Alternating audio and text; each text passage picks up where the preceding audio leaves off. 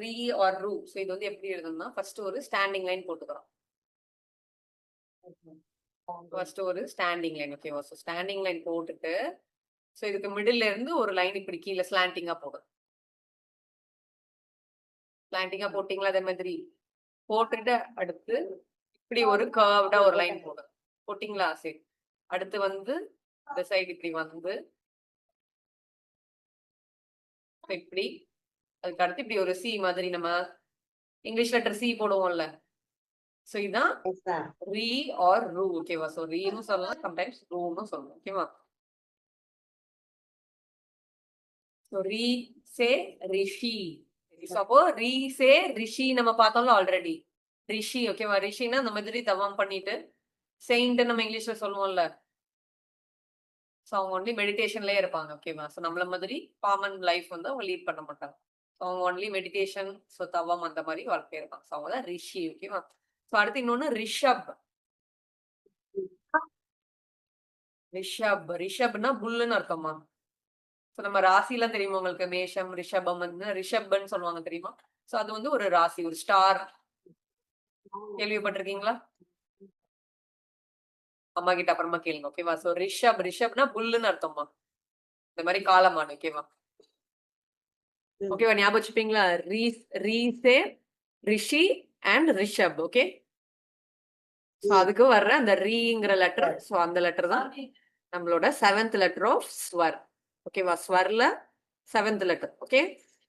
Next letter move பண்ணலாமா? So 8th letter பாருங்க. 8th letter நம்ம ஆல்ரெடி சொன்னல, ஹிந்தியில குரில் ஏ கிடையாது, ஒன்லி நெடில் ஏ மட்டும்தான் இருக்கு. ஓகேவா?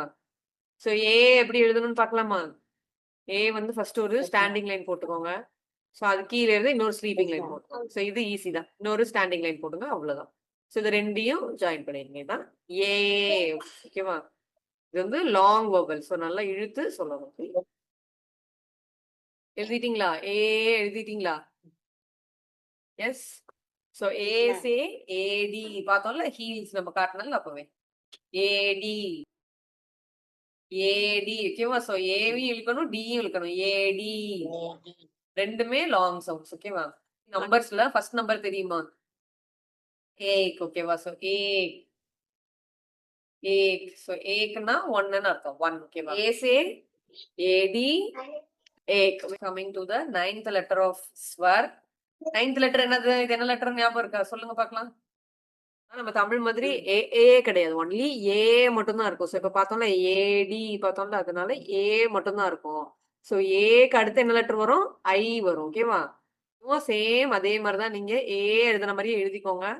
எழுதிட்டு ஒரு ஸ்லீப்பிங் லைனும் போட்டுருங்க. போட்டுட்டு செகண்ட் கோட் இருக்குல்ல, செகண்ட் கோட்ல இருந்து இப்படி மேல ஒரு இது மட்டும் போட்டுருவோம். ஓகேவா? ஸோ அதான் ஐ. ஓகே. ஐ நெக் அப்படின்னா ஸ்பெக்டக்கிள்ஸ்னு அர்த்தம். சிங்க மீதி இன்னும் ரெண்டு பிக்சர்ஸ் கொடுத்துருக்காங்க. ஸோ இந்த மாதிரி சும்மா ஜாலியா ரிலாக்ஸா உட்கார்றதுக்கு பேர் தான் ஐஷ். ஐஷ். ஓகேவா? ஐஷ். இஷ்ன்னு சவுண்ட் வரும்ல, நம்ம ஷிப்பு ஷீப் அதெல்லாம் சொல்லுவோம்ல. ஸோ அந்த இஷ் சவுண்டு இதுதான். ஓகே. இந்த லெட்டர் தான் ஐஷ். ஓகே. ஐஷ்னா சும்மா என்ஜாய்மெண்ட், ரிலாக்ஸேஷன் இந்த மாதிரி அர்த்தம். ஸோ அடுத்து ஐராவத். ஐ ரா வத். ஐராவத்னா எலஃபேண்ட்னு அர்த்தமா? ஸோ இங்கேயும் அதான் கொடுத்துருக்காங்க. ஸோ அப்படின்னா எலஃபேண்ட்டுக்கு இன்னொரு பேர் ஹிந்தியில ஒரு நேம் வந்து ஐராவத் அப்படின்னு சொல்லுவாங்க. ஓகேவா? ஐ. ஸோ அந்த ஐ தெரியுதா? ஓகே. ஸோ இப்ப சொல்லுங்க, ஐஸ் என்னெல்லாம் வருது? ஐஷ், ஐராவத் அண்ட் ஐநக். ஸோ 10th லெட்டர் வந்து 10th லெட்டர் வந்து ஓ. ஓகேவா? ஓ. ஓ. ஓ.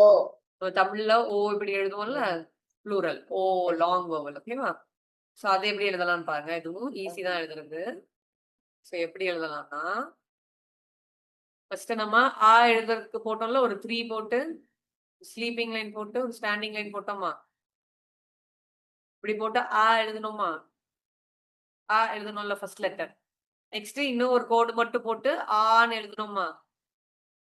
சோ அந்த ஆல இந்த செகண்ட் கோடு இருக்கு பாத்தீங்களா? Second standing line. சோ இதுல இருந்து இப்படி மேல ஒரு ஒரு கொம்பு மாதிரி, ஒரு கொக்கி மாதிரி இப்படி லைட்டா மேல போட்டோம்னு வைங்க. அதுதான் ஓ. ஓகேவா? ஓ. ஓ. எஸ்.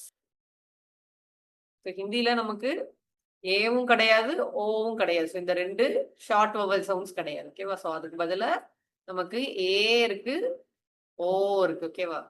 Jose hose. ஓகேவா? ஓ ஓஸ். ஓஸ்னா இந்த மாதிரி டியூ டிராப்ஸ், அதாவது இந்த பனி எல்லாம் விழும் தெரியுமா?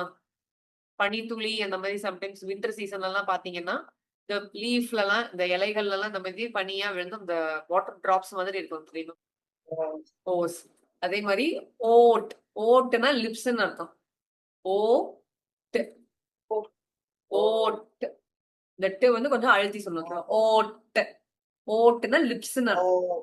ஓட். எஸ். அடுத்து ஓக்லி. ஓக்லி. ஓ ஓக்லி. ஓக்லீனா நம்ம பார்த்தோம்ல ஆல்ரெடி.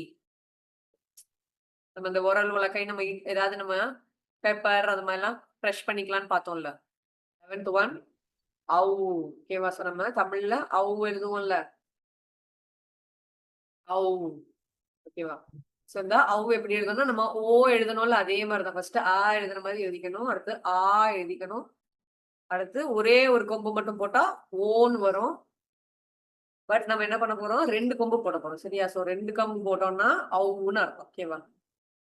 சும்மா எழுதிக்கிறீங்களா? ஊசே அவுரத்ஸ் நான் சொன்னேன்ல. அவுரத். அவுரத்னா லேடி ஆர் உமன் அப்படின்னு அர்த்தம். ஓகேவா? சோ நம்ம தமிழ்லயும் அவுக்கு ஔஷதம், ஔடதம் படிச்சோம் ஞாபகம் இருக்கா? ஹிந்தி வேர்ட் தான். சோ ஹிந்தி சான்ஸ்கிரிட்ல இருந்தா அந்த வேர்ட் நம்ம வந்து தமிழ்ல வந்து சரியா? சோ ஔஷதம் அப்படின்னு நம்ம பார்த்தா ஔஷத். சரியா? ஔஷத். ஔஷத். ஓகேவா?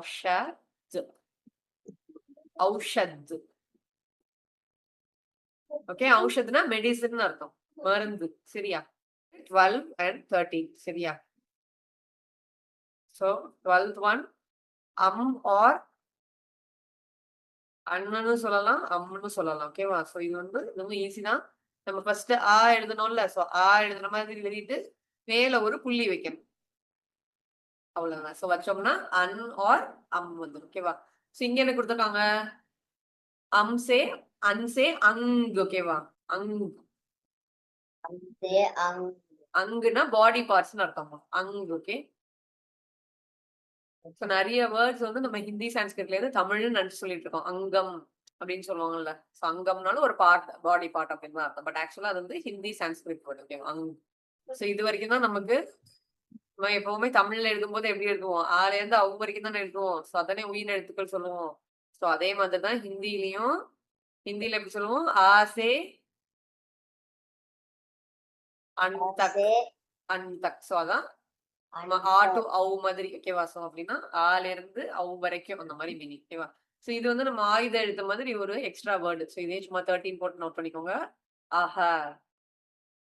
ஆஹ. சோ ஆஹ வந்து எப்படி எழுதணும்? எழுதுறீங்களா?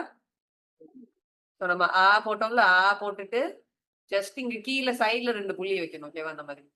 சோ இப்படி வச்சோம்னா ஆஹ. ஆஹ. ஹ சொல்லணும். ஓகேவா? க இல்ல ஹ. ஹெச்ஏ இங்கிலீஷ்ல ஹெச்ஏ ஹ.